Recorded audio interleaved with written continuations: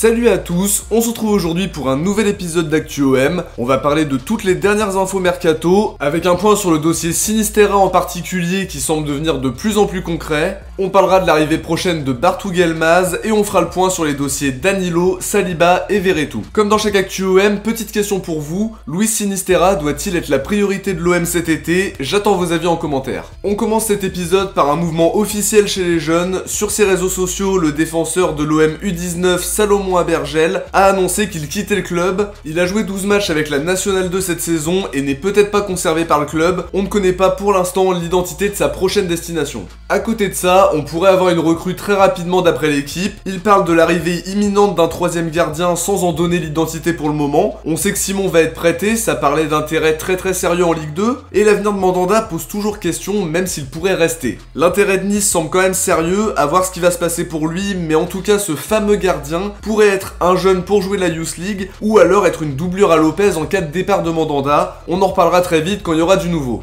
Dans le dossier Veretout, Foot Mercato met un gros coup de froid sur la piste, en expliquant que le joueur n'aurait tout simplement pas envie de revenir en Ligue 1. Il donne sa priorité à la Serie A d'après les infos du média. À voir si on reparlera de la piste Veretout pendant le mercato, mais on y verra plus clair très rapidement avec l'ouverture du marché. On enchaîne sur Bartu Yılmaz, on n'avait pas reparlé de lui depuis plusieurs mois et ça avait surpris quand même pas mal de monde parce que rien n'avait été officialisé par le club. En tout cas, tout est bouclé depuis janvier, il y avait d'ailleurs eu la photo de Massilia à l'aéroport et aujourd'hui le père du joueur a confirmé sur ses réseaux sociaux avec une grande émotion que son fils allait bel et bien jouer à Marseille la saison prochaine, à voir quel statut il aura à son arrivée. Pour Saliba, l'équipe clarifie la situation et explique que le dossier n'est pas abandonné et que la clé ce serait peut-être la patience. Il veut du temps de jeu avec Arsenal et fin août il aura beaucoup plus de certitude après le début de championnat et à ce moment-là l'OM aurait peut-être une chance de le récupérer. C'est loin d'être la solution parfaite parce que ça veut dire qu'il arriverait tard dans la saison quand même et qu'on sera en attente pendant tout le mercato, à voir ce qui va se passer, mais pour le moment la tendance c'est qu'il reste à Arsenal même si l'OM garde espoir. Pour Danilo, l'équipe explique que l'OM est très intéressé, ça confirme ce qu'on entend ces derniers temps. L'entourage du joueur avait expliqué voir d'un bon oeil un départ à Marseille, un club où les joueurs brésiliens ont plutôt bien réussi d'après les exemples qu'ils ont donnés. Monaco serait aussi un concurrent sérieux et si on en croit le quotidien, Palmeiras serait pas si gourmand que ce qui était annoncé. Ça parlait de 30 millions d'euros, mais d'après l'équipe, ce serait plutôt une vingtaine de millions d'euros par rapport à leurs exigences. C'est un profil en tout cas qui plaît beaucoup à Longoria et Sampaoli. Ça permettrait de récupérer un joueur d'avenir pour remplacer Camara. Il vient d'ailleurs d'être sélectionné par Tite pour le rassemblement de juin avec la Seleção.